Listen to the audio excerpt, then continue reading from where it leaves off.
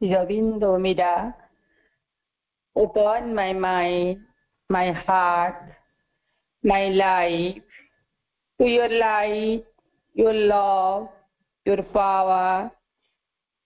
In all things, may I see the divine. मोर मन मोर हृदय मोर जीवन को तुमर आलोक तुमर प्रेम तुमर शक्ति प्रति खोलीधर प्रत्येक वस्तुरे मु जेपरी भगवान को दर्शन करि पारे। हे भगवान अचिंतनीय ज्योति सकल अज्ञान तू जय कर सकल अहंकार आंभमानंकर हृदय आलोकित कर मन ज्योतिर्मय कर। तू ही ज्ञान तू ही प्रेम तू ही परम सत्ता। यही कर मु जेपरी सर्वदा तोर एकत्वर चेतना रे वास करे तोर इच्छानुसारे जेपरी निरंतर चाले। श्रद्धापूर्ण निरव भक्ति भरे तोते प्रणाम करुछि विश्वर छत्र अधीश्वर रूपे। सकल सृष्टिर भवितव्य आद्या शक्ति दिव्य परमा जननी करुणामयी माँ परम कारुणिक महायोगेश्वर परम मंगलमय प्रभु श्री अरविंद चरण कमल रे मोर भक्तिपूत प्रणाम और कृतज्ञता ज्ञापन करुछि। आज यही आध्यात्मिक दिव्य परिवेश तथा प्रभुंकर पुण्य पवित्र जन्म मासरे आयोजित यही कार्यक्रम रे प्रत्यक्ष अंशीदार आम्भे माने होई पारिथिबारु माँ ओ प्रभुंकर पाद पद्म रे असीम कृतज्ञता ज्ञापन करुछि। अपूर्व ही सुजोग आम्भमानक पई पवित्र अगस्त मास सारा एही दिव्य संध्या रे आमे समस्ते एकत्रित होई आसुछे माँ पुस्तकर सेई अमृत को पान करिबा पई। आज मध्य सेही परि एक दिव्य संध्या रे समस्त दिव्यात्मा मानंकु मोर आंतरिक प्रणाम और शुभेच्छा। शुभ अपराह्न। आज माँ पुस्तक आलोचनार 22तम दिवस। आज जो विषय वस्तु ताहा माँ पुस्तकर 6th अध्याय उपरे आधारित। माँ पुस्तकटी को मातृ उपनिषद बोली कहा जाए। तार 6th अध्यायटी बहुत गभीर और गुरुत्वपूर्ण। एठारे प्रभु मांकर स्वरूप को वर्णना करुछंती। मांकर जो चतुर्विभाव रही माहेश्वरी महाकाली महालक्ष्मी महासरस्वती से 3टी विभाव विषय विगत दिन मानकरे आलोचना सरी। आज मांकर से 4th विभागटी विषय रे आलोचना हेब। आज आलोचनार विषय वस्तुटी हेला महासरस्वती रूप रे माँ और तांकर कार्य। एही तत्व बाणीटी को आलोचना करिवे हमर अति प्रिय अति आपणार पूज्या सस्मिता अपा। तांकर परिचय देबाकू मु मने करू नाही। से समस्तंकर अति आपणार विजय अपा। अपांकु प्रणाम अपांकु स्वागत करुछि। बोधे काली अपांकर जन्मदिन जाइछि। अपांकु बनफेट बनफेट बनफेट। तांको आलोचना परिसर को से स्वागत करुछि आलोचना परिसर से आसवे से विस्तृत भाव में महासरस्वती विवाह विषय आम मान निकट में वक्तव्य को उपस्थापन करेंगे। आपण आलोचना रखंतु विजयका माँ। धन्यवाद अपा। वंदे मातरम। प्रणाम। प्रथमे अनेक कृतज्ञता जन्मदिन शुभेच्छा ज्ञापन कर मां निकट रे प्रणाम कर प्रार्थना कर करुणामयी माँ परम प्रभु श्री अरविंदंकर पादपद्म रे अनंत कोटि कृतज्ञता पूर्ण प्रणाम। एवं ये अगस्ट मासर ये पवित्र दिवस गुड़िक प्रत्येक शुभ संध्या गुड़िक जो स्वतंत्र ये माँ पुस्तकर आलोचनार पर्याय चालू रही अपा भाई माने ता मध्य अनेक आलोचना करिसेंती। आजिर आलोचनार विषयटी अपा जे भली कहिले महासरस्वती रूपरे माँ और तांकर कार्य।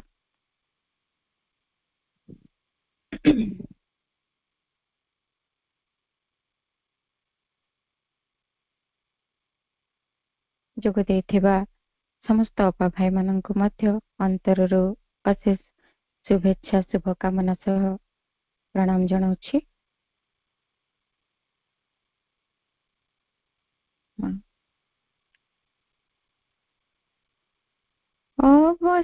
अवसादहीना त्रुटि विहीना भ्रांति भार विमोचना अवसादहीना त्रुटि विहीना भ्रांति भार विमोचना निर्मल रूप तोरा विधाने निर्मल रूप तोरा विधाने पूर्णतव परियोजना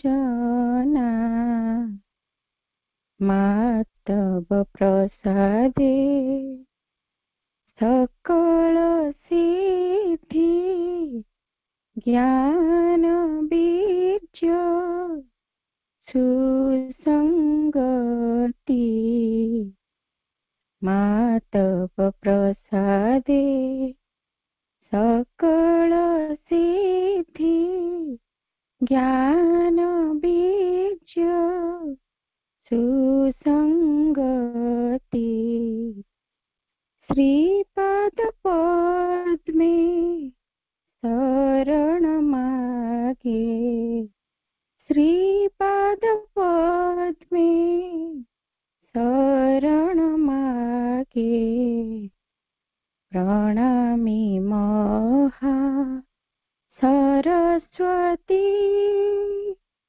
प्रणामी महा सरस्वती प्रणामी महा सरस्वती माँ।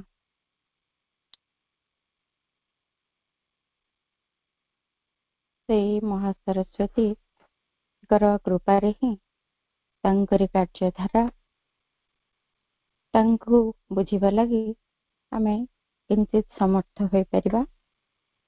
तांकरी चरण रे आश्रय करी विषय मध्य को प्रवेश करिबा। माँ पुस्तक रे प्रभु चारोटी रूप मांकर महारूप विषय रे कहिसेंती। आमे तो पूर्ववर्ती आलोचना गुड़िक शुणिछे माहेश्वरी होछंती प्रशांत विशालता सर्वव्यापक ज्ञान स्थिर मंगलमयता अफुरंत करुणा अतुल एवं अद्वितीय महिमा सर्वशासक महत्व। पुणी द्वितीय ମହାରୂପ ହେଉଛନ୍ତି ତାଙ୍କର ଭାସ୍ୱର ବୀର୍ଯ୍ୟ, ଅଦମ୍ୟ ଆବେଗ, ତାଙ୍କର ଯୋଦ୍ଧୃଭାବ, ତାଙ୍କର ସର୍ବଜୟୀ ସଂକଳ୍ପ, ତାଙ୍କର ପ୍ରଖର କ୍ଷିପ୍ରତା ଆଉ ପ୍ରଳୟଙ୍କର ପ୍ରତାପ। ଆଉ ତୃତୀୟ ବିଗ୍ରହ ମହାଲକ୍ଷ୍ମୀ ହେଉଛନ୍ତି କାନ୍ତିମୟ, ମାଧୁର୍ଯ୍ୟମୟ, ଆଶ୍ଚର୍ଯ୍ୟମୟ, ଏବଂ ସେଥିରେ ଅଛି ମାଙ୍କର ସୌନ୍ଦର୍ଯ୍ୟ, ସୁସଙ୍ଗତି ଓ ସୁଚାରୁ ଛନ୍ଦର ପ୍ରଗାଢ଼ ରହସ୍ୟ, ବିଚିତ୍ର ସୁକୁମାର ବୈଭବ, ଦୁର୍ବାର ଆକର୍ଷଣ, ମୋହିନୀ ମାଧୁରୀମା। ତେବେ ଚତୁର୍ଥ ବିଗ୍ରହ ହେଉଛନ୍ତି ମହାସରସ୍ୱତୀ।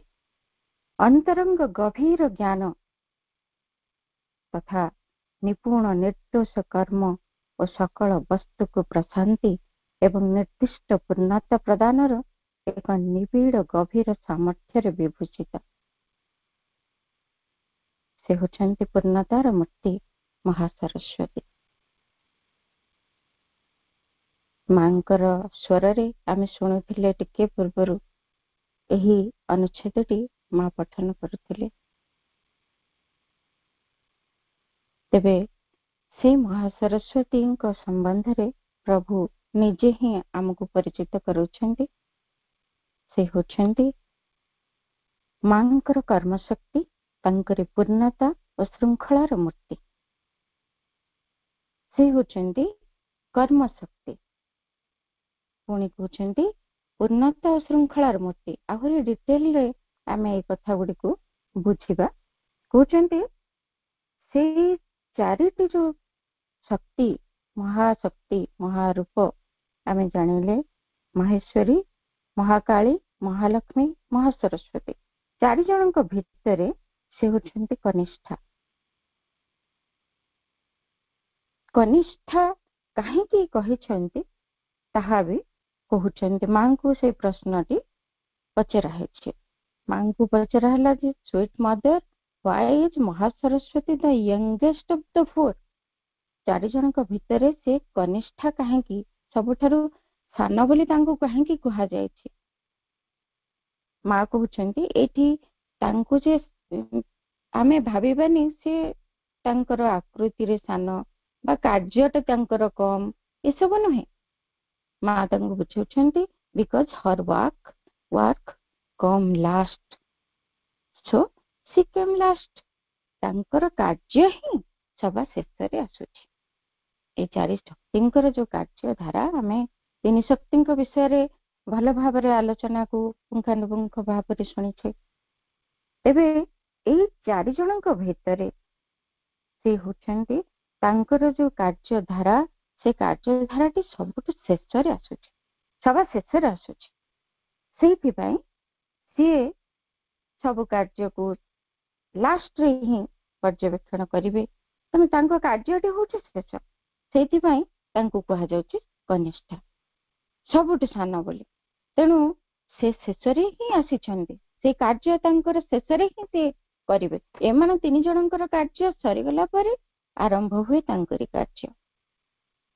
ତେଣୁ ସେଇ ଯୋଉ କ୍ରମ ଅନୁଯାୟୀ, ସେଇ ଯୋଉ ସିକ୍ୱେନ୍ସ, ସେଇ ଯୋଉ ଅନୁଯାୟୀ ତାଙ୍କର ମାନifestationର ଯୋଉ ସିକ୍ୱେନ୍ସ, ସେଇଗୁଡାକୁ ନେଇକିରି ତାଙ୍କୁ ସେଇ ସକ୍ସେସନ, ସେଇ ଯୋଉ କ୍ରମ, ତାଙ୍କର ଆବଶ୍ୟକତା, ତାଙ୍କର କାର୍ଯ୍ୟ ଧାରା, ଏସବୁକୁ ନେଇକି, ଏବଂ ସବୁଠୁ ବଡ କଥା ହେଲା ପରିପୂର୍ଣ୍ଣତାଟି ହିଁ ସବୁ କାର୍ଯ୍ୟରେ ଶେଷରେ ଆସେ। ତେଣୁ ମହାସରସ୍ୱତୀ ଯେହେତୁ ପୂର୍ଣ୍ଣତାର ଦେବୀ, ସେ ସବା ଶେଷରେ ହିଁ ଆସନ୍ତି। ତେଣୁ ତାଙ୍କୁ କନିଷ୍ଠା ବୋଲି କୁହାଯାଇଛି, ସାନ ବୋଲି କୁହାଯାଇଛି। ତେଣୁ ସେ କହୁଛନ୍ତି ଏଇଥିପାଇଁ ତାଙ୍କୁ କୁହାଯାଇଛି ସର୍ବକନିଷ୍ଠା ବା ୟଙ୍ଗେଷ୍ଟ। ସେଇଥିପାଇଁ ଆମେ ଜାଣିଲେ ଯେ ସେ କାହିଁକି କନିଷ୍ଠା। ପୁଣି ସେ କହୁଛନ୍ତି କାର୍ଯ୍ୟ ନିଷ୍ପାଦନର କ୍ଷମତାରେ ପରମ ନିପୁଣା। ସବୁ କାର୍ଯ୍ୟ କରିବାରେ ତାଙ୍କର ଯୋଉ କ୍ଷମତା, ସବୁ କାର୍ଯ୍ୟକୁ ସମ୍ପାଦନ କରିବାରେ, ସବୁ କାର୍ଯ୍ୟଟି ଠିକରେ ହେଇଛି ନ ହେଇଛି, କେମିତି ହବ, ସେ କାର୍ଯ୍ୟଟି କିପରି ଭାବରେ ଆଗକୁ ଗତି କରିବ, ସେ ସବୁ ଯୋଉ ନିଷ୍ପାଦନ କରାଯିବ, ତାହା ଭିତରେ ସେ ସବୁଠାରୁ ନିପୁଣା, ସବୁଠାରୁ ସେ ହଉଛନ୍ତି ଭଲ ଭାବରେ ସେ କଥାକୁ ସେ ସମ୍ପନ୍ନ କରିପାରିବେ। ସବୁଠାରୁ ସୁନ୍ଦର ଭାବରେ, ଚମତ୍କାର ଭାବରେ ସେ ସମ୍ପନ୍ନ କରିପାରନ୍ତି। ଏବଂ ସେ ହେଉଛନ୍ତି ସ୍ଥୂଳ ପ୍ରକୃତିର ନିକଟତମା। ଏଇ ଆମେମାନେ ଯୋଉଠି ନିବାସ କରୁଛେ, ଯୋଉ ପ୍ରକୃତି ମଧ୍ୟରେ ଆମେ ଜୀବନ ଯାପନ କରୁଛେ, ସେଇ ଫିଜିକାଲ ନେଚର ତାର ଭାରି ନିକଟତମା। ସେ ଏ ସ୍ଥୂଳ ପ୍ରକୃତିର ସବୁଠାରୁ ପାଖରେ ସେ ଅଛନ୍ତି ଫିଜିକାଲ ନେଚର। ତେଣୁ ତାଙ୍କୁ ସେ ଆମର ବହୁତ ନିକଟବର୍ତ୍ତୀ, ଏତେ ନିକଟବର୍ତ୍ତୀ ଯେ ଆମର ଏତେ ପାଖରେ ସେ ସମ୍ବନ୍ଧରେ ଆମ ପାଖାପାଖି କିଭଳି ରହିଛନ୍ତି।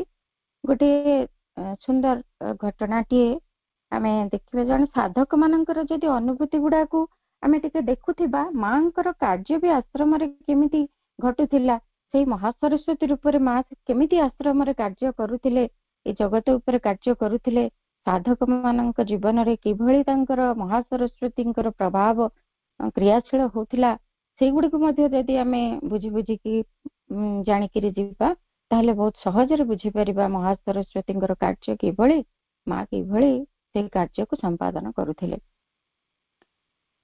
ଦ୍ୟୁମନ୍ଦା ମାଙ୍କୁ ପଚାରିଲେ ଯେ ମା, ମୁଁ ବାହାରେ ଯୋଉ କାର୍ଯ୍ୟ କରୁଛି, my mother, though I shall be working outside, I am ever at thy feet। କହୁଛନ୍ତି ମା, ମୁଁ ବାହାରେ ଯଦି ବି କାର୍ଯ୍ୟ କରୁଛି, ମୁଁ ସବୁବେଳେ ତୁମରି ମା, ସବୁବେଳେ ତୁମ ପାଦ ପଦ୍ମରେ ମୁଁ ରହିଛି। ମା ସାଙ୍ଗେ ସାଙ୍ଗେ କହୁଛନ୍ତି, why do you speak of working outside? ତୁମେ କାହିଁକି କହୁଛ ଯେ ବାହାରେ କାର୍ଯ୍ୟ କରୁଛ ବୋଲି? ସେ ବାହାରେ କାର୍ଯ୍ୟ କରୁଛନ୍ତି ବୋଲି କାହିଁକି କହିଲେ ନା, ସିଏ ଆଶ୍ରମ ପରିସର ଭିତରୁ ବାହାରକୁ ଯାଇକି ତାଙ୍କର କାର୍ଯ୍ୟ କରୁଛନ୍ତି। ତେଣୁ ସେ କହିଲେ ଯେ ମା, ମୁଁ ବହୁତ ଦୂରରେ କାର୍ଯ୍ୟ କରୁଛି, ବାହାରେ କାର୍ଯ୍ୟ କରୁଛି, କିନ୍ତୁ ସବୁବେଳେ ମା ମୁଁ ତମର। ମା କହିଲେ, ତୁମେ କାହିଁକି କହୁଛ ଯେ ବାହାରେ କାର୍ଯ୍ୟ କରୁଛ? Do you think that in any house of the ashram is outside our atmosphere, even the most material? ଏଇଠି ଯେତେ ଯାହା ଯୋଉଠି ତୁମେ ବି କାର୍ଯ୍ୟ କର, ଯାହା କର, ସେତେବେଳେ ତାଙ୍କୁ ଏଇ ପରିପ୍ରେକ୍ଷୀରେ କହିଛନ୍ତି ମା। କିନ୍ତୁ ଏଇଠି ଆମେ ବୁଝିବା ଯେ ଯେକୌଣସି ପରିସ୍ଥିତିରେ, ଏମିତି ଅନ୍ୟ ପ୍ରସଙ୍ଗରେ ମଧ୍ୟ ମା କହିଛନ୍ତି, ଯେତେ ଦୂରରେ ତୁମେ ଥାଅ, ଯୋଉଠି କାର୍ଯ୍ୟ କରୁଥାଅ, ତୁମେ ମୋ ଠାରୁ ଦୂରରେ ନାହଁ। ସେ କହୁଛନ୍ତି here or there, it is just the same. ଏଠି କର କି କୋଉଠି କର, ସବୁ ସମାନ। I am always close to you, helping you, supporting you, working through you, and it is not a few yards more or less which can make any difference that। ମୁଁ ତୁମେ ଏଠି କାର୍ଯ୍ୟ କର, ବାହାରେ କାର୍ଯ୍ୟ କର, ମୁଁ ତୁମ ଭିତରେ ହିଁ କାର୍ଯ୍ୟ କରୁଛି, ତୁମର ଅତି ନିକଟବର୍ତ୍ତୀ ହେଇକି ରହିଛି, ତୁମକୁ ସାହାଯ୍ୟ କରୁଛି, ତୁମକୁ ସହାୟତା କରୁଛି, ସହଯୋଗ କରୁଛି କାର୍ଯ୍ୟରେ, ଆଉ ତୁମ ମଧ୍ୟ ଦେଇ ମୁଁ କାର୍ଯ୍ୟ କରୁଛି। କିଛି ଦୂରତ୍ୱ ଏଠି କୌଣସି ମୂଲ୍ୟ ରଖେ ନା, ଏଥିରେ କୌଣସି ଫରକ ବି ପଡିବନି, କାରଣ ମୁଁ ତୁମର ଏତେ ନିକଟରେ ଅଛି।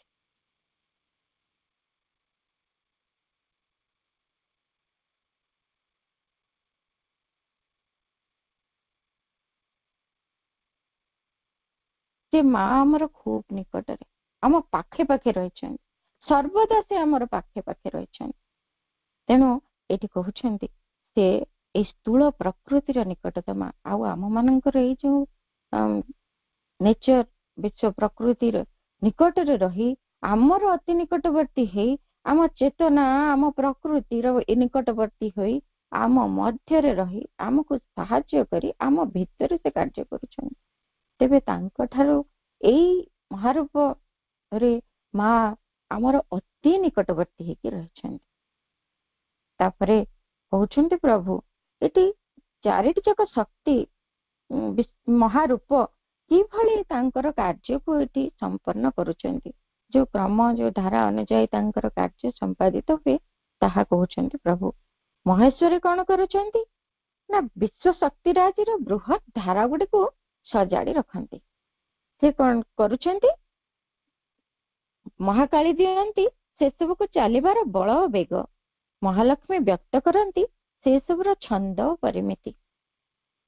କିନ୍ତୁ ମହାସରସ୍ୱତୀ ଖୁଣ୍ଟିନାଟି ପର୍ଯ୍ୟବେକ୍ଷଣ କରନ୍ତି ସେ ସବୁର ସଂଗଠନ ଓ ପ୍ରୟୋଗ, ଅଙ୍ଗ ପ୍ରତ୍ୟଙ୍ଗର ସମାବେଶ, ବିଭିନ୍ନ ବଳର ସାର୍ଥକ ସଂଯୋଗ, ଫଳ ଓ ସାଫଲ୍ୟର ଅବ୍ୟର୍ଥ ଯଥାଯୋଗ୍ୟତା, ବସ୍ତୁରାଜିର ପ୍ରୟୋଗ ନୀତି, ଗଠନ ରୀତି, କାରୁ ପଦ୍ଧତି ହେଲା ମହାସରସ୍ୱତୀଙ୍କର ରାଜ୍ୟ। କହୁଛନ୍ତି ମହେଶ୍ୱରୀ ଏ ବିଶ୍ୱ ଶକ୍ତି ଭିତରେ, ବିଶ୍ୱ ଶକ୍ତି ଗୁଡିକର ଯୋଉ ବୃହତ ଧାରା ଗୁଡିକ ରହିଛି ତାକୁ ସଜାଡି ରଖନ୍ତି। ଏଇଠି ଯୋଉ କଥା କହୁଛନ୍ତି ତାକୁ ମଧ୍ୟ ବୁଝିବା, କେମିତି ତାଙ୍କର କାର୍ଯ୍ୟ, ଅର୍ଥାତ୍ ଗୋଟେ ଗ୍ରେଟର ପ୍ଲାନ, ଯୋଉ ବଡ ଯୋଉ ଯୋଜନାଟି, ପ୍ରଥମେ କୌଣସି ସୃଷ୍ଟିର ଯେକୌଣସି କ୍ରିଏସନ ର କଥା ଯେତେବେଳେ ଆସେ, ଏଇ ସୃଷ୍ଟିକୁ ଯେତେବେଳେ ଗଢୁଥାନ୍ତି ମା, ନୂଆ କରି ସର୍ଜନା ହୁଏ, ସବୁ ଭିତରେ ପ୍ରଥମ ଯୋଉ ଯୋଜନାଟି ରହେ ତାଙ୍କରି ପରାଜ୍ଞାନ ସ୍ୱରୂପିଣୀ, ସେ ନିଜେ ମହେଶ୍ୱରୀ ରୂପରେ ସେଇ ଯୋଜନାଟି ପ୍ରସ୍ତୁତ କରାନ୍ତି। ସେ ଗ୍ରେଟର ପ୍ଲାନଟି, ଯୋଉ ମାନେ ଗୋଟେ ମୁଖ୍ୟ ଧାରାଟି ତାର ତିଆରି ହବ, ଯୋଜନାଟି, ଯେ ଏମିତି ଏମିତି ଭାବରେ ସେ କଥାଟି ହବ। ତାପରେ କଣ ହବ? ତାପରେ ମହାକାଳୀ କଣ କରନ୍ତି? ସେ ସବୁକୁ ଚାଲିବାର ବଳ ଆଉ ବେଗ ଦିଅନ୍ତି।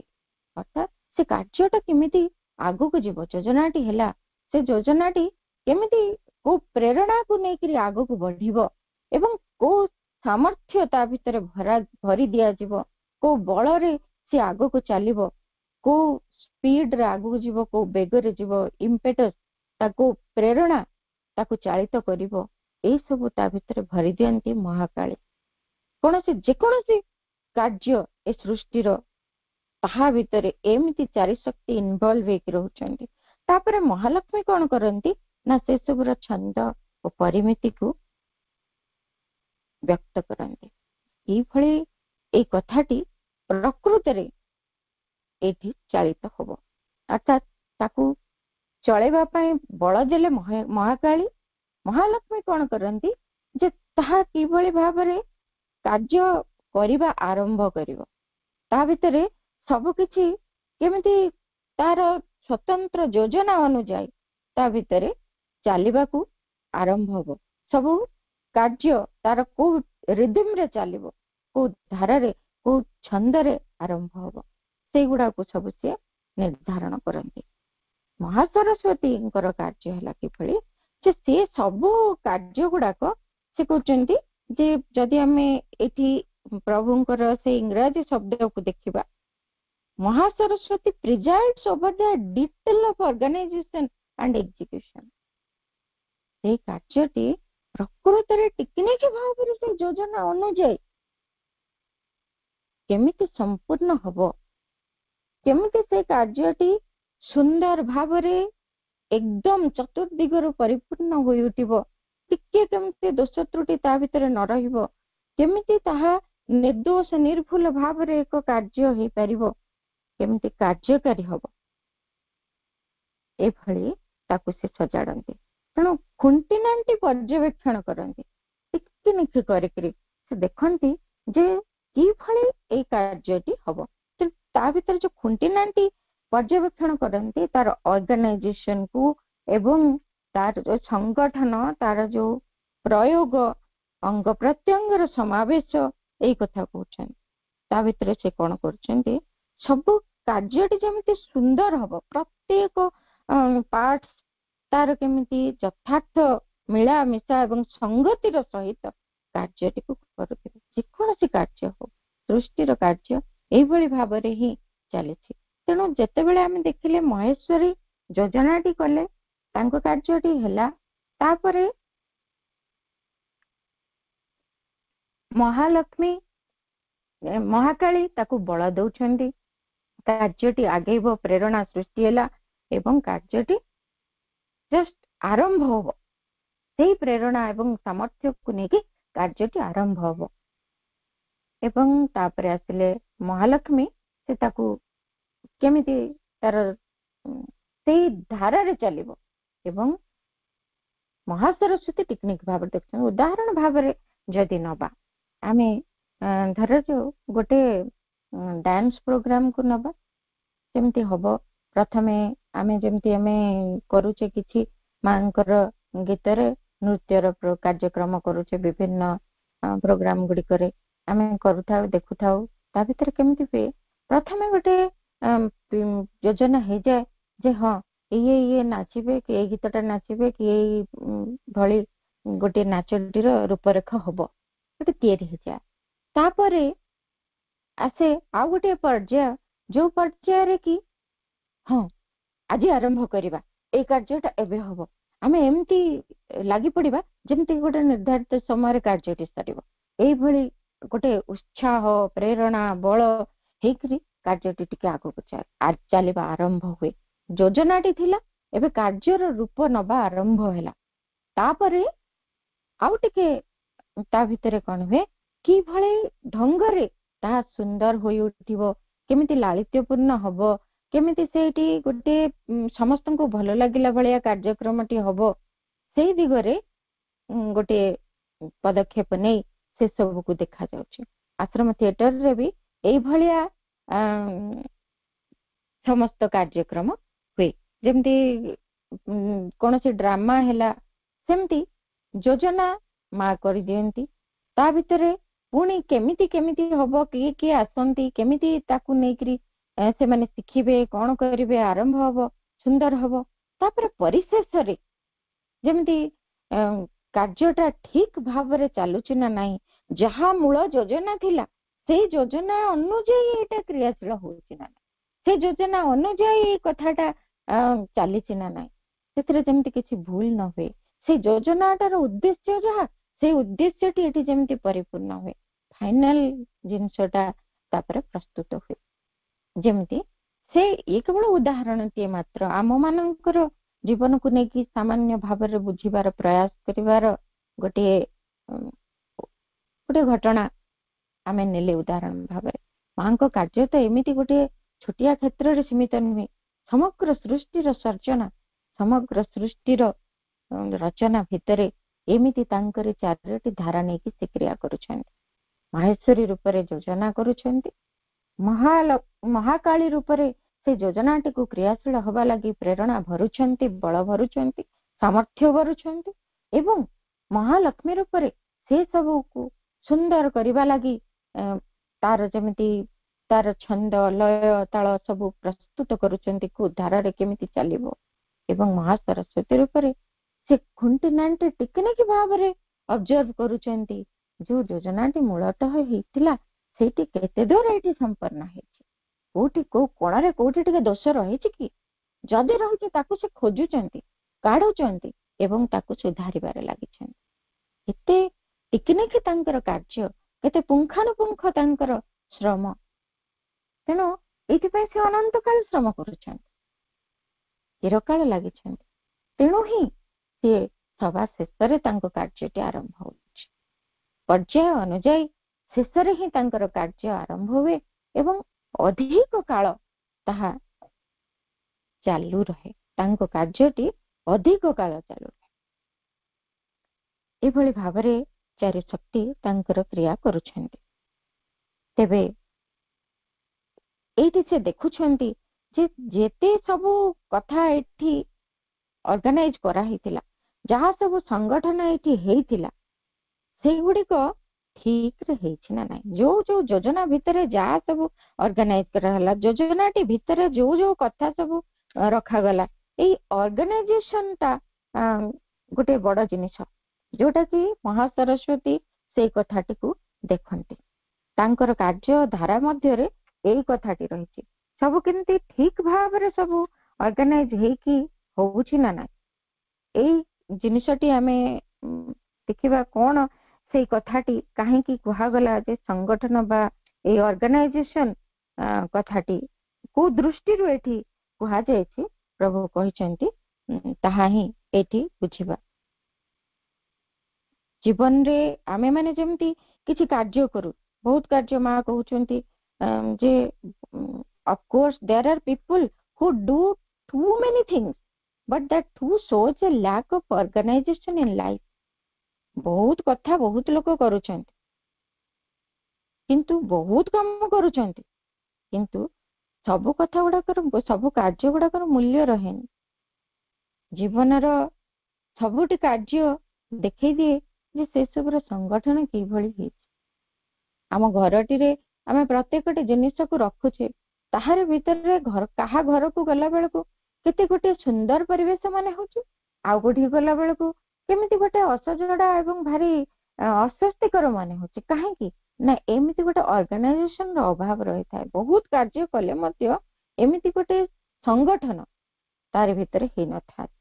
ତେଣୁ ଅର୍ଗାନାଇଜେସନ ମାନେ କଣ?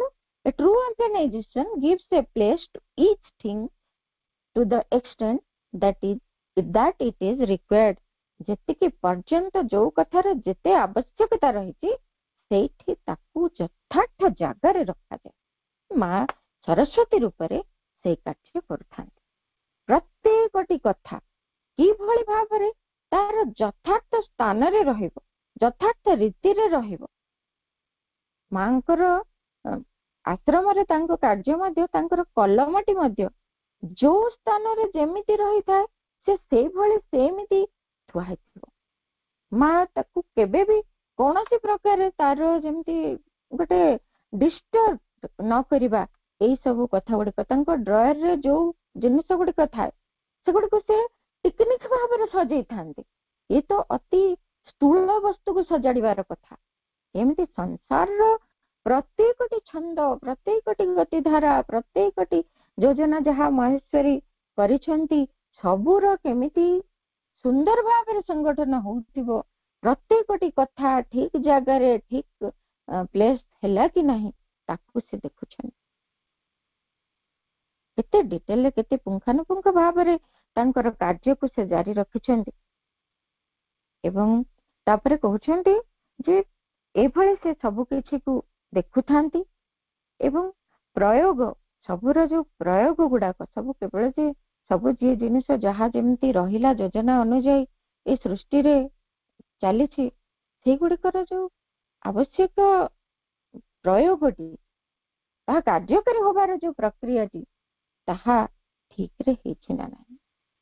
ପ୍ରତ୍ୟେକ ସ୍ଥାନରେ ପ୍ରତ୍ୟେକଟି ଟିକିନିକି ଭାବରେ ଆମେ ଏଇ କଥା ଗୁଡିକୁ ବୁଝିବା ଲାଗି ଆମେ ଦେଖିବା ଆଶ୍ରମରେ ଯେତେବେଳେ ବହୁ ଦୂରରେ ରହିଛି ଲେକ୍ ଟା, ସେଠି ବି କିଛି କାର୍ଯ୍ୟ ହଉଥାଏ ଯେ ଆମର ଶସ୍ୟ ଗୁଡିକ ଉତ୍ପାଦିତ ହୁଏ।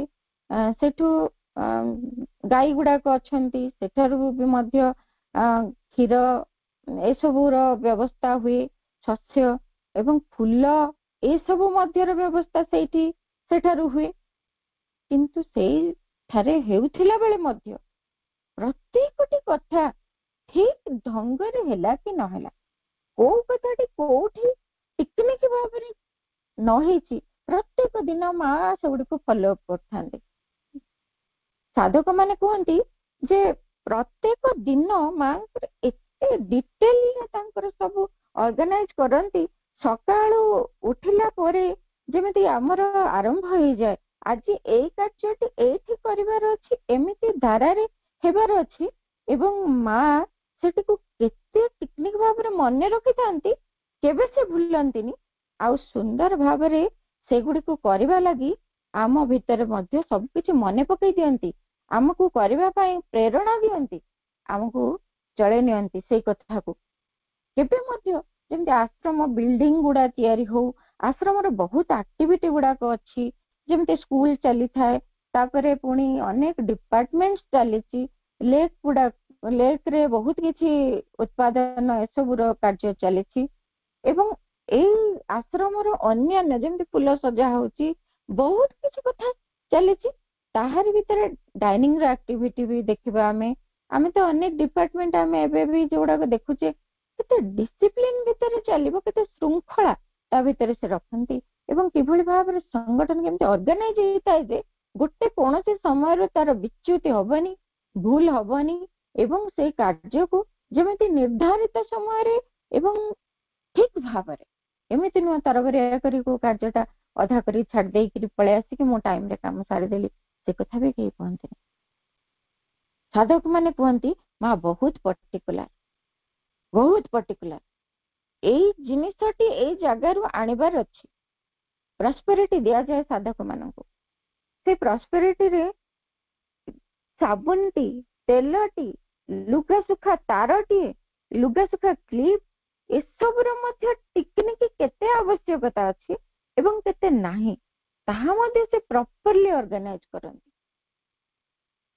जन साधक थरे कहउचंदी जे माँ मते किछि लुगा सुखा क्लिप दरकार अछि।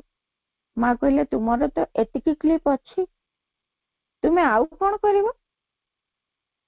केते डिटेल रे को साधक पाखरे कोन जिनिस अछि एथरा हम जानि परथवा। पुंखानुपुंख कहले एवं खुंटीनांटी पर्यवेक्षण कहले इभଳି कथा प्रत्येकटी कथा साबुन तेल ए सब कथा एते स्थूल कथा गुड़िक एवं सूक्ष्माति सूक्ष्म कथा ए सृष्टिर गठन कार्य मध्य आम चेतनार गठन कार्य आम चेतनार विकास कार्य आम चेतनार अग्रगति लगी जेते कार्य आमे तो जानी पारुनु।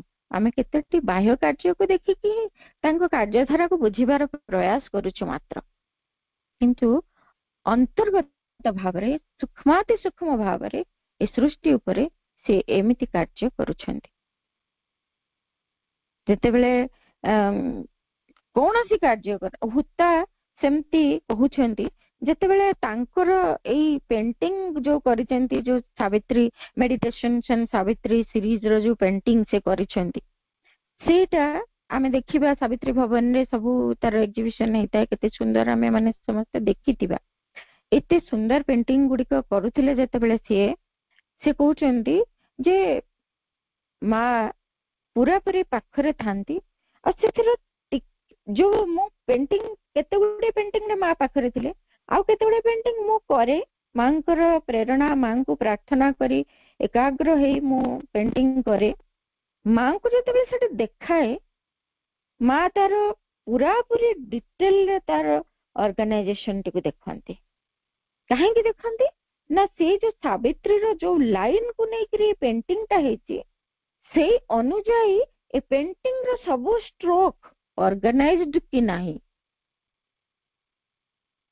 एथरू आमे बुझिबा किभଳି तांकर ऑर्गेनाइजेशन किभଳି सब कथा को संगठित करिबा सजै रखिबा एभଳି कार्य मांकर केते डिटेल रे से सब कार्य गुडी को करूथिले। सेमति आश्रम विद्यालय रे जेतेबेले पिला माने पढुथांती सेमानकर भी प्रत्येकंकर कोन आवश्यकता किभଳି सेठी सुंदर भाबरे अंतर चेतना को विकास दिगरे नै जिबा लागि एई प्रस्तुतिटी हेई परिबो ताकू मध्ये से सजाई रखिछंती। शिक्षार धारा को से भଳି सजाडी छंती एवं शिक्षक माननकु मध्ये से भଳି से निर्देश दैछंती एवं खाली निर्देश दैछंती ता नुहे निजे साथी रे रही से गुडिकर पर्यवेक्षण करूथांती। तेनु से गुडिका केमिति वर्कआउट हबो से गुडिका केमिति एग्जीक्यूट हबो से गुडिको पई प्रत्येक केमिति सब किछि ट्यून हबो से गुडा को सब केमिति सज्जित हबो ता देरे समस्त केमिति अभ्यस्त हेबे से कार्यटा ही सुंदर एवं निर्भुल भाव रे हेई परिबो। तेनु विभिन्न बलर सार्थक संयोग फल और साफल्यर अव्यर्थ यथायोग्यता से देखंते को धरा जो महाकाली सबको प्रेरणा देले बल देले सामर्थ्य देले किंतु केते परिमाण रे कोठी दरकार को बलटी को शक्तिटी केते परिमाण रे कोठी यूटिलाइज हबो ताहाकू से लक्ष्य रखुथांती जे सब ठीक रे चली छी ना नहीं।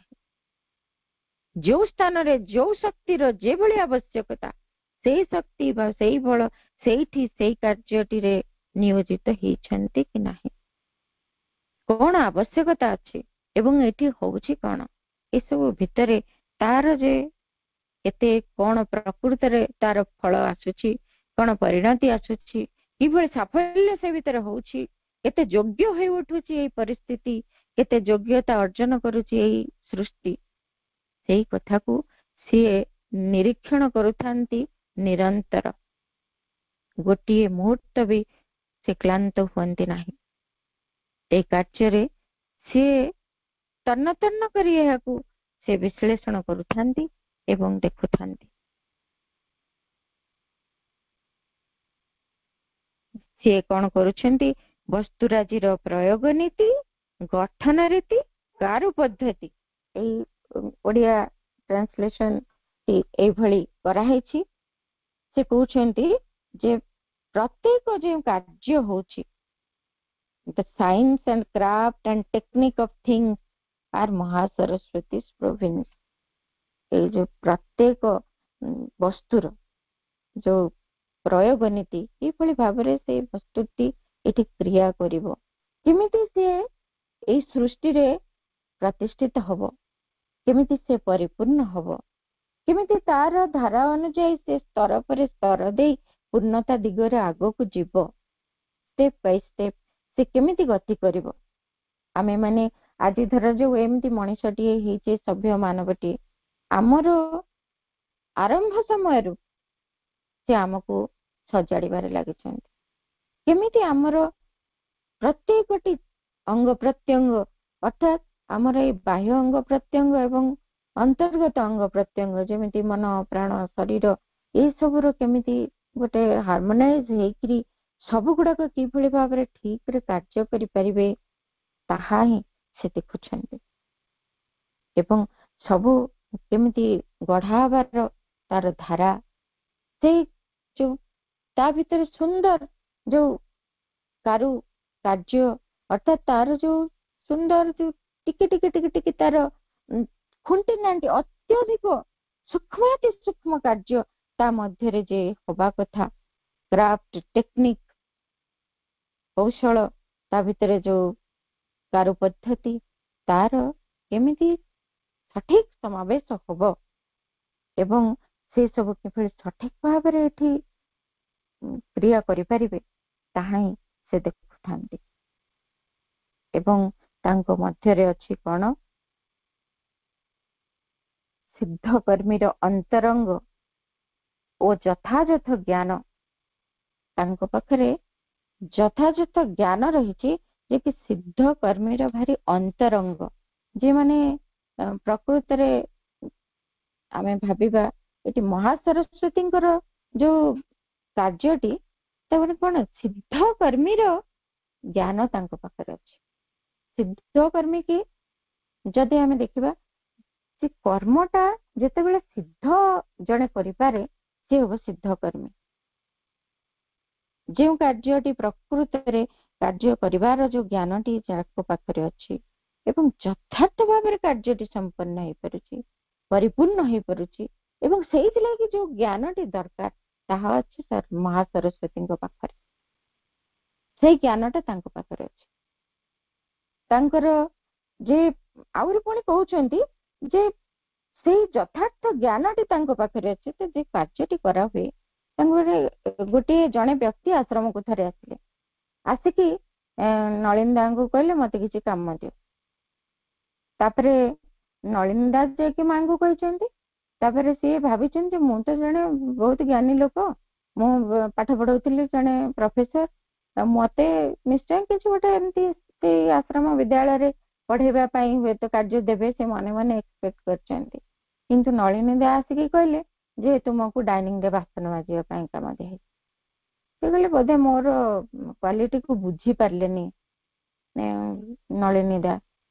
ତାପରେ ସେ କହିଲେ ମାଙ୍କୁ ଯାଇକି କହିବି ସିଧା, ଆଙ୍କ ଥ୍ରୁରେ କହିଲେ ଇଏ ଏଭଳିଆ ସବୁ କରୁଛନ୍ତି, ଯାଉଛି ମାଙ୍କୁ ସିଧା କହିବି।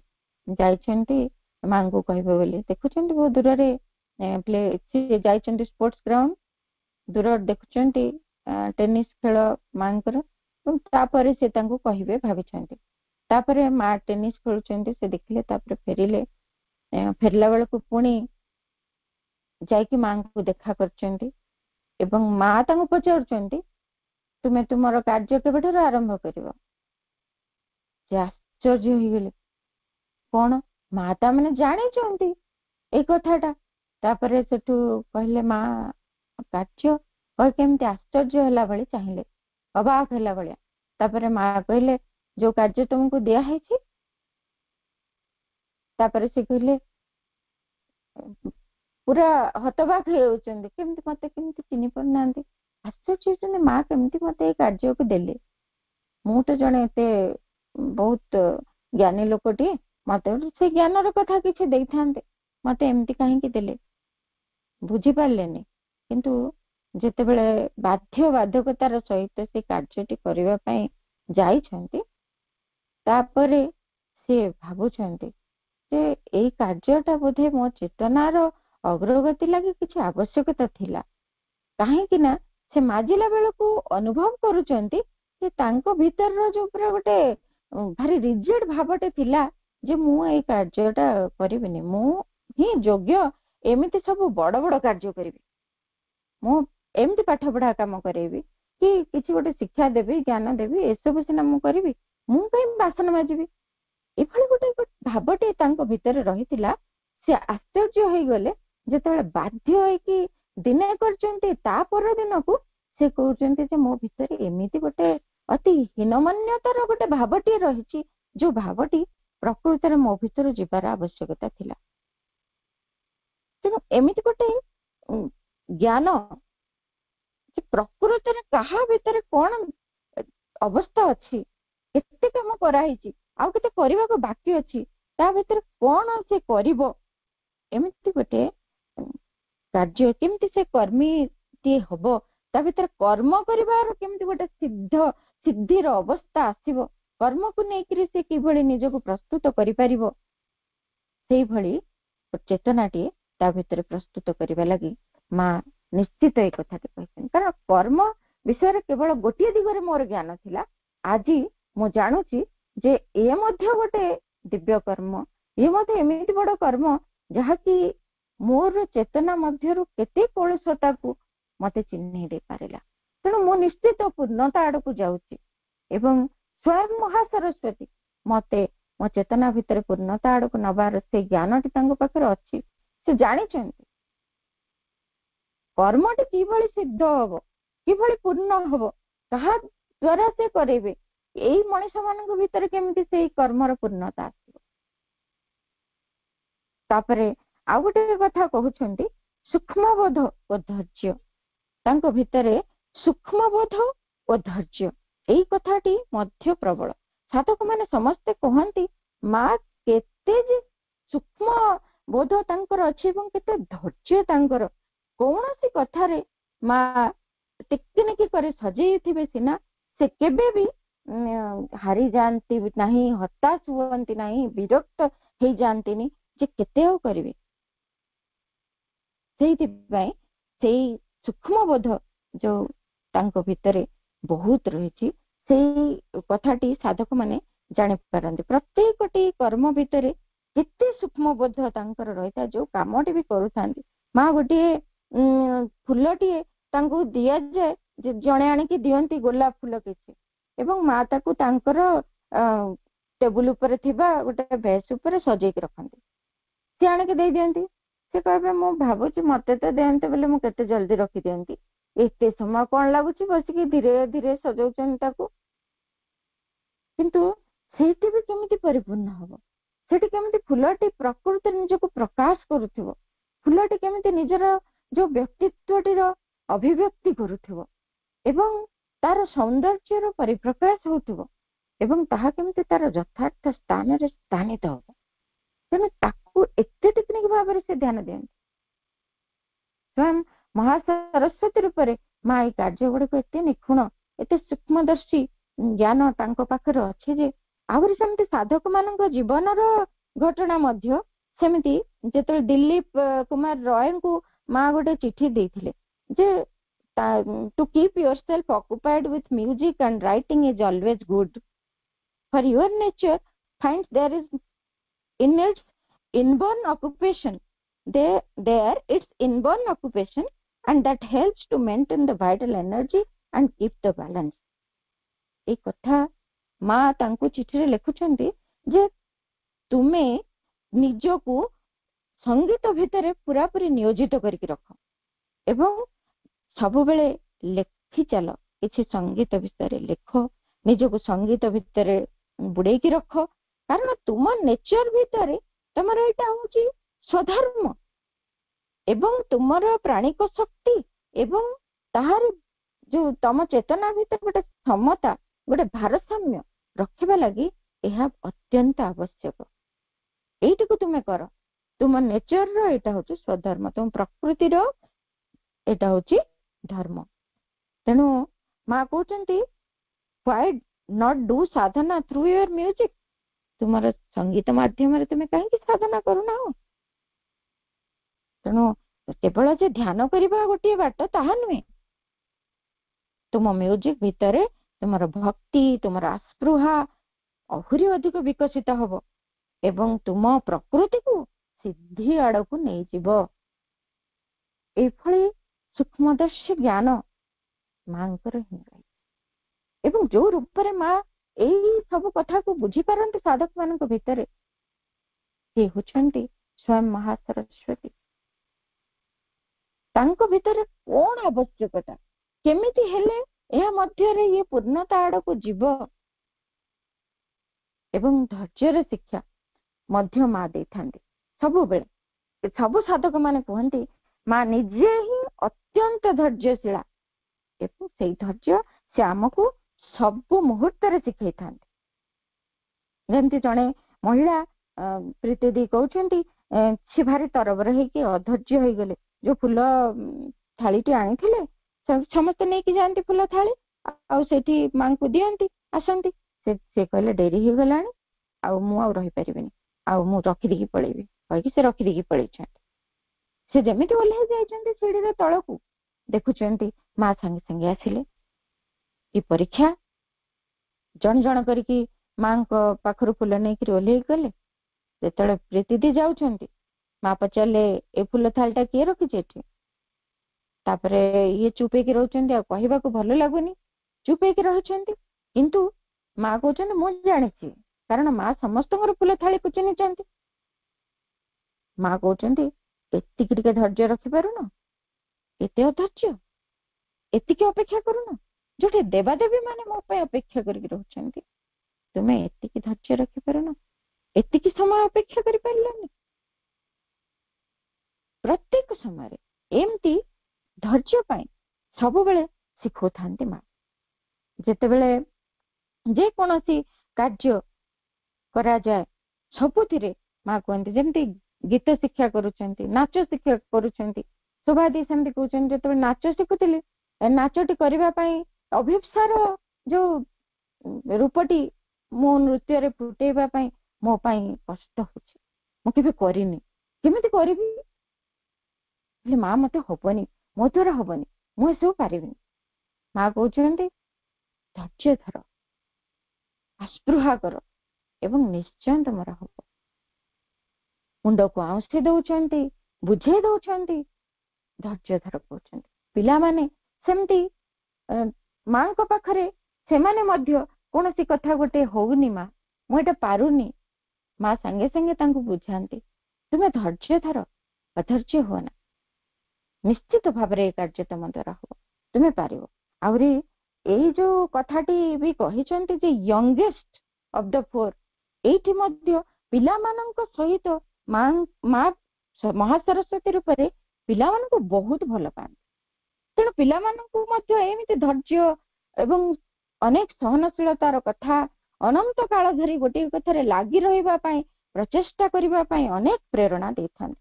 କାହିଁକି ମା ପିଲାମାନଙ୍କୁ ଭଲ ପାଆନ୍ତି ନା ସେ ପିଲାମାନେ ଏବଂ ତରୁଣ ମାନଙ୍କ ଭିତରେ ଆଗକୁ ବଢିବାର, ପୂର୍ଣ୍ଣତା ପାଇବାର ଏବଂ କିଛି ନୂଆ ହୋଇ ଉଠିବାର ଗୋଟେ ସୁଯୋଗ ତାଙ୍କ ଭିତରେ ପୁରା ଜୀବନ୍ତ, ଅନେକ ସମ୍ଭାବନା ତାଙ୍କ ଭିତରେ ରହିଛି।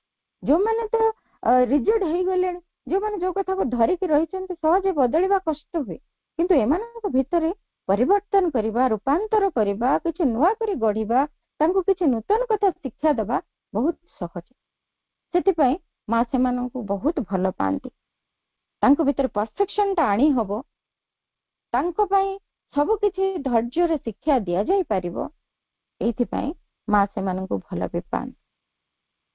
ପିଲାମାନଙ୍କ ପାଇଁ କେତେ କଥା ମା ଧୈର୍ଯ୍ୟର ସହିତ କରୁଥାନ୍ତି। ପିଲାମାନେ କୁହନ୍ତି ମା ଆମେ ଟମାଟୋ ଖାଇବୁନି, ସମସ୍ତେ ଡାଇନିଂରେ ଯିଏ ଦାୟିତ୍ୱରେ ଥାନ୍ତି, ମା ପିଲାମାନେ ମୋଟେ ଟମାଟୋ ଖାଇବାକୁ ରାଜି ହଉନାହାନ୍ତି। ମା କହିଲେ ଠିକ ଅଛି, ବ୍ୟସ୍ତ ହୁଅ ନା, ଧୈର୍ଯ୍ୟ ଧର। ସେଇ ଟମାଟୋକୁ ଟିକେ ଅଲଗା ପ୍ରକାର ତାକୁ ପ୍ୟୁରି ବନେଇକି ତା ଦେହରେ ଟିକେ କେମିତି ସବୁ ଗୋଲମରିଚ ଏ ସବୁ କଳା ଲୁଣ ଏସବୁ ଦେଇ ତାକୁ ଟିକେ ସ୍ୱାଦିଷ୍ଟ କରି ପିଲାମାନଙ୍କୁ ଯଦି ଦିଆଯାଏ ନିଶ୍ଚିତ ଖାଇବେ। ପିଜୁଳି ଖାଉନାହାନ୍ତି, ପିଜୁଳିକୁ ଯଦି ଜେଲି କରି ଦିଆଯାଏ ନିଶ୍ଚିତ ଖାଇବେ।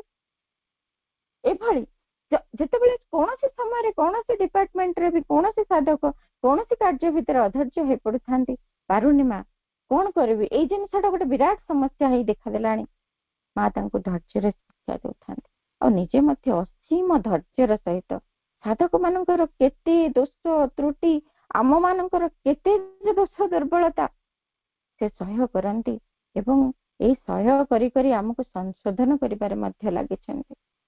ଏଥିପାଇଁ ସେ ଅନନ୍ତ କାଳ ଶ୍ରମ କରୁଛନ୍ତି। ତେଣୁ ଏଭଳି ତାଙ୍କ ଭିତରେ ଧୈର୍ଯ୍ୟ ରହିଛି, ପ୍ରତ୍ୟେକଟି କଥାରେ ସୂକ୍ଷ୍ମ ବୋଧ ରହିଛି। କେମିତି କଣ କାହା ଭିତରେ ହେଲେ ତାର ଜୀବନଟି ପୂର୍ଣ୍ଣତା ଆଡକୁ ଯିବ, ସେ ରୂପାନ୍ତର ଦିଗରେ ଯାଇପାରିବ, ଏଭଳି ତା ଭିତରେ ପ୍ରଚେଷ୍ଟା କରୁଥାନ୍ତି। ତାଙ୍କ ଭିତରେ ଆହୁରି ମଧ୍ୟ ସୂକ୍ଷ୍ମଦର୍ଶୀ ଦୃଷ୍ଟିର ଗୋଟେ ନିର୍ଭୁଲତା ଏବଂ ଅନ୍ତର୍ଜ୍ଞାନୀ ମନର ଏବଂ ସଚେତନ ହସ୍ତର ତଥା ସୂକ୍ଷ୍ମଦର୍ଶୀ ଦୃଷ୍ଟିର ନିର୍ଭୁଲତା, ଏଇଟା ତାଙ୍କର ପ୍ରକୃତି ଭିତରେ ସେ ନିରନ୍ତର ଧାରଣ କରିକି ରହିଛନ୍ତି। କେମିତି ଏଇ କଥାଟା, ଯଦି ଅନ୍ତର୍ଜ୍ଞାନୀ ମନର ଏବଂ ସଚେତନ ହସ୍ତର, ଯେତେବେଳେ ସଚେତନ ହସ୍ତ କଥା ପୁଣି ପଚରା ଯାଇଛି, ସେ ପ୍ରଭୁ ଏମିତି ଲେଖିଛନ୍ତି ମା ଯେ ସଚେତନ ହସ୍ତର କଥା। ଏଇ ଯେ ସଚେତନ ହସ୍ତଟି ଏଟା କଣ, କେମିତି କଥା? ମହାସରସ୍ୱତୀଙ୍କର ମା ସେଠି ଉଦାହରଣ ଦେଖିକି କହୁଛନ୍ତି, ତୁମେ ଯେକୌଣସି କାମଟା ଗୋଟେ ହାତକୁ ନଉଛ ଯଦି, ତାହେଲେ ସେଇ କାର୍ଯ୍ୟଟି କରିବା ପାଇଁ ହାତର ଯୋଉ ସେଲ୍ସ ଗୁଡାକ ଅଛନ୍ତି, ଜୀବକୋଷ ଗୁଡାକ ଅଛନ୍ତି, ତାଙ୍କ ଭିତରେ ଚେତନାର ସଞ୍ଚରଣ ତୁମକୁ କରିବାକୁ ପଡିବ। ମନେ ପକେଇବ, ଗୋଟେ ଉଦାହରଣ ନବା, ଧର ଯୋଉ ଆମେ ଯିଏ ଗୋଟେ କାର୍ଯ୍ୟ, କିଛି ଗୋଟେ ଯେକୌଣସି କାର୍ଯ୍ୟ, ଅତି ସାଧାରଣ କାର୍ଯ୍ୟ ବି ହଉ, ଯଦି ଗୋଟେ ପେଣ୍ଟିଂଟେ କରିବାକୁ ଯାଉଛୁ, କି ଆମେ ଗୋଟେ କୌଣସି ଗୋଟେ ଜିନିଷଟିକୁ ଗଢିବାକୁ ଯାଉଛୁ, ଧର ଯୋଉ କୁମ୍ଭାରଟିଏ ମାଟି ପାତ୍ରଟିଏ ଗଢୁଛି, କି ଗୋଟେ ବଢେଇଟିଏ କାଠ ଗୋଟେ କାରୁକାର୍ଯ୍ୟ କରୁଛି, ଖଟଟିଏ ତିଆରି କରୁଛି, ଚୌକିଟିଏ ତିଆରି କରୁଛି, ତା ଭିତରେ ସେ କେମିତି ତାର ହାତର ସେଇ ଯନ୍ତ୍ରପାତି ଗୁଡିକୁ ଧରିବା, ସେ ଯନ୍ତ୍ରପାତି ଗୁଡିକ ଧରିକି ତାକୁ ନେଇକିରି ସେ ନିର୍ଭୁଲ ଭାବରେ କାର୍ଯ୍ୟଟିକୁ କରିବା, ଏସବୁ କେମିତି ହେଇଛି ଆଜି ସମ୍ଭବ? ସେ ହାତର ସେ ଚାଳନା ପାଇଁ ସେ ଜୀବକୋଷ ଗୁଡାକ ଭିତରେ ଚେତନାର ସଞ୍ଚରଣ କରିବାକୁ ହବ। ଏଇ ହଉଛି କଥା।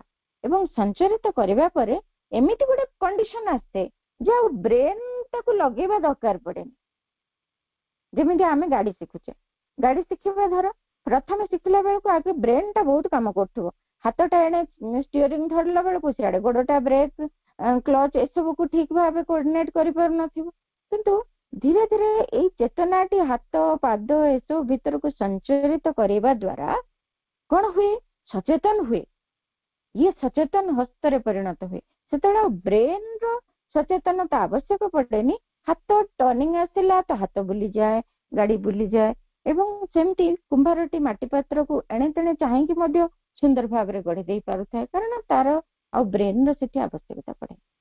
ଏମିତି ଗୋଟେ ସଚେତନ ହସ୍ତ ଆମେ ଚେଷ୍ଟା କରିକି ଆଣୁଛେ, କିନ୍ତୁ ମହାସରସ୍ୱତୀଙ୍କର ଏମିତି ଗୋଟେ ଅନ୍ତର୍ଜ୍ଞାନର ସଚେତନ ହସ୍ତ ତାଙ୍କର ଅଛି, ଗୋଟେ ଇନର ନଲେଜ ର ଗୋଟେ କନସିୟସ ହ୍ୟାଣ୍ଡ ତାଙ୍କ ପାଖରେ ଅଛି। ଅର୍ଥାତ୍ ସେ ସେଇଥିରେ ହିଁ ସେ ସୃଷ୍ଟି, ସେଇଠି ସେ କରନ୍ତି, ତାଙ୍କର ହିଁ ପ୍ରକୃତି ହଉଛି ସେଇଆ। ତାଙ୍କୁ ଆଉ ବ୍ରେନ ଲଗେଇକି ହାତକୁ ତାଙ୍କର ସଚେତନ କରି କର୍ମରେ ପୂର୍ଣ୍ଣତା, କାର୍ଯ୍ୟରେ ପୂର୍ଣ୍ଣତା ପାଇଁ ଚେଷ୍ଟା କରିବାକୁ ହୁଏନି। ତାଙ୍କର କର୍ମ ହିଁ ତାହା, ତାଙ୍କର ଚେତନା ହିଁ ତାହା। ଏତେ ସଚେତନତା, ଏଭଳି ଭାବରେ ଅନ୍ତର୍ଜ୍ଞାନର ସହିତ ସଚେତନତା ତାଙ୍କ ହସ୍ତରେ ରହିଛି, ଯୋଉଠି ସେ ସ୍ପର୍ଶ କରନ୍ତି ପୂର୍ଣ୍ଣତା ଆଣନ୍ତି। ଏମିତି ଗୋଟେ ସଚେତନ ହସ୍ତ ତାଙ୍କ ପାଖରେ ରହିଛି ଏବଂ ଗୋଟେ ସୂକ୍ଷ୍ମଦର୍ଶୀ ଦୃଷ୍ଟି ତାଙ୍କ ପାଖରେ ରହିଛି।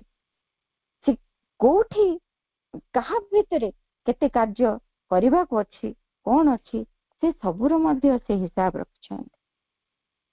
ଏଭଳି ଜାଣନ୍ତି ଯେ ଲୋକଟି ଭିତରେ କଣ କାର୍ଯ୍ୟ କରିବାକୁ ବାକି ଅଛି, ଜଣକୁ କୁହନ୍ତି ଯେ ତୁମେ ଯାଇକି ଏଇ କାର୍ଯ୍ୟଟା କରି ଆସ, ସେ ଆଶ୍ଚର୍ଯ୍ୟ ହୁଅନ୍ତି ଯେ ମତେ କେମିତି ଏମିତି କହିଲେ ଆଜି ଏଇ କାର୍ଯ୍ୟଟା କରିବା ପାଇଁ ମା।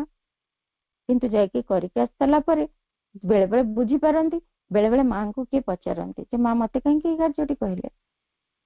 ମା ଜାଣନ୍ତି ଯେ ତୁମ ଭିତରେ ଏ କାର୍ଯ୍ୟଟିକୁ ଏତିକି ଶୃଙ୍ଖଳାର ସହିତ, ଏତିକି ସଚେତନତାର ସହିତ କରିବାର ବାକି ଅଛି, କରିଚାଲ।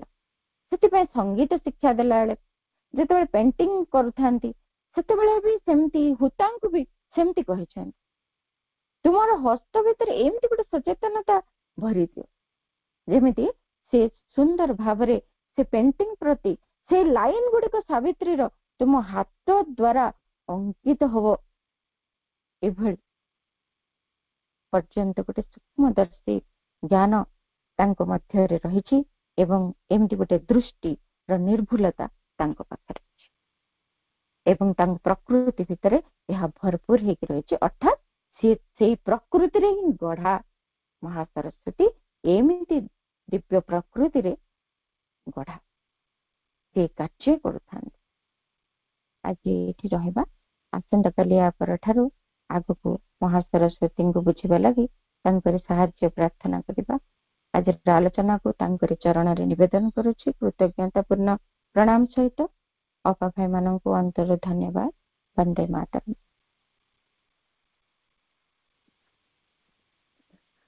ଧନ୍ୟବାଦ ଅପା। ପ୍ରକୃତରେ ଅପାଙ୍କର ମହା ସରସ୍ୱତୀଙ୍କ ବିଷୟରେ ଯୋଉ ବର୍ଣ୍ଣନା ଥିଲା ସେ ପ୍ରକୃତରେ ପରିବେଶଟିକୁ ମନ୍ତ୍ରମୁଗ୍ଧ କରିଦେଇଥିଲା। ଅପା ଆଗେ କବିତାରୁ ଆରମ୍ଭ କରିଥିଲେ, ଶ୍ରୀପାଦ ପଦ୍ମେ ଶରଣ ମାଗେ ପ୍ରଣତି ପ୍ରଣାମୀ ମା ସରସ୍ୱତୀ। କେତେ ସୁନ୍ଦର ଭାବରେ ଅପା ବର୍ଣ୍ଣନା କରିଥିଲେ, କବିତାରୁ ବର୍ଣ୍ଣନା କରିଥିଲେ। ଅପାଙ୍କର ଏହି ମାରିମିକ ହୃଦୟସ୍ପର୍ଶୀ ଆଲୋଚନା ପ୍ରକୃତରେ ଆମର ବୋଧଗମ୍ୟ ନିଶ୍ଚୟ ହୋଇଥିବ। ସେଥିପାଇଁ ଅପାଙ୍କ ପାଖରେ ଅନେକ ଅନେକ କୃତଜ୍ଞତା ଜ୍ଞାପନ କରୁଛି। ମା ଓ ପ୍ରଭୁଙ୍କ ପାଖରେ ମଧ୍ୟ କୃତଜ୍ଞତା ଜଣାଉଛି ଯେ ଏଇଭଳି ଦିବ୍ୟ ପରିବେଶରେ ଆମ୍ଭମାନଙ୍କୁ ସେ ଅମୃତବାଣୀ ଶୁଣାଉଛନ୍ତି। ଶେଷରେ ଆଜିର ପାଠଚକ୍ରଟିକୁ ମାଙ୍କ ନିକଟରେ ନିବେଦନ କରୁଛି। ଅପା ବହୁତ କିଛି ଆଲୋଚନା କରିଥିଲେ, ଆମର ଏଖା ସମୟ ଅଭାବରୁ କିଛି ସେ ବିଷୟରେ ଆଲୋଚନା କରିବା ନାହିଁ। କାଲି ଅପାଙ୍କର ପୁଣି ଥରେ ଆଲୋଚନା ରହିଛି। ଗୋଟିଏ କଥା ହେଲା, ପ୍ରକୃତରେ ମହା ସରସ୍ୱତୀ ହେଲେ ମାଙ୍କର କର୍ମଶକ୍ତି। ସେ ହେଉଛନ୍ତି ଅପା କେତେ ସୁନ୍ଦର ଭାବେ ବୁଝେଇଲେ, ବହୁତ ଉଦାହରଣ ମାଧ୍ୟମରେ ସେ ହେଉଛନ୍ତି ପୂର୍ଣ୍ଣତାର ଦେବୀ। ସମସ୍ତଙ୍କ ମଧ୍ୟରେ ସେ କନିଷ୍ଠା, କାହିଁକି ନା ସେ ବିଶ୍ୱ ଶକ୍ତିରେ ଆଜି ଯୋଉ କାର୍ଯ୍ୟ ହଉଛି ସେ କାର୍ଯ୍ୟ ସେ ପୁରା ଆମ ପାଖରେ ଅଛନ୍ତି। ଆଉ ମହା ସରସ୍ୱତୀ ରୂପରେ ସେ ଖୁଣ୍ଟିନାଟି ପର୍ଯ୍ୟବେକ୍ଷଣ କରି ପୁଙ୍ଖାନୁପୁଙ୍ଖ ଭାବେ ସବୁ କାର୍ଯ୍ୟକୁ ସମ୍ପନ୍ନ କରିଥାନ୍ତି। ବହୁତ ପ୍ରକାର ଉଦାହରଣ ଅପା ଦେଇ ବୁଝେଇଲେ। ତାଙ୍କର ଆର୍ଟ, ସାବିତ୍ରୀର ଆର୍ଟ, ତା ସାଙ୍ଗରେ ବିଭିନ୍ନ ପ୍ରକାର ଉଦାହରଣ ଯୋଉ ଆମର କର୍ମ ଯେକୌଣସି ଆଶ୍ରମର ଯୋଉ କର୍ମ କରାହୁଏ ସେ କର୍ମରେ କିପରି ଭାବରେ ଶୃଙ୍ଖଳା ଆଉ ପୁରା ସୁସଂଗଠିତ ଭାବରେ ମା ତାକୁ ପର୍ଯ୍ୟବେକ୍ଷଣ କରନ୍ତି, ତାକୁ ପୂର୍ଣ୍ଣତା ଭାବରେ ପୂର୍ଣ୍ଣ ଭାବରେ ତାକୁ ଦେଖନ୍ତି। ଆଉ ଅପା ସେଇଟାକୁ କେତେ ସୁନ୍ଦର ଭାବରେ ବର୍ଣ୍ଣନା କଲେ। ଆଉ କାଲି ବି ଅପାଙ୍କର ଅଛି, ଆସନ୍ତା କାଲିକୁ ଆମେ ଅପେକ୍ଷା କରିବା ସେଇ ଦିବ୍ୟ ଅମୃତ କଥାମୃତ ଶୁଣିବା ପାଇଁ। ଆସନ୍ତା କାଲିର ଆଲୋଚିକା ଅପା ବି ଅଛନ୍ତି ଆମ ଗହଣରେ। ଆମକୁ ପୁଣି ଥରେ ସେହି ମହା ସରସ୍ୱତୀଙ୍କ ରୂପରେ ମା ଆଉ ତାଙ୍କର କାର୍ଯ୍ୟ ବିଷୟରେ ଆଲୋଚନା ରଖିବେ। ଶେଷରେ ସମସ୍ତଙ୍କୁ ଧନ୍ୟବାଦ। ବନ୍ଦେ ମାତରମ୍। ମା, victory to the divine mother, victory to the divine mother, victory to the divine mother. Ma, Bande Mataram.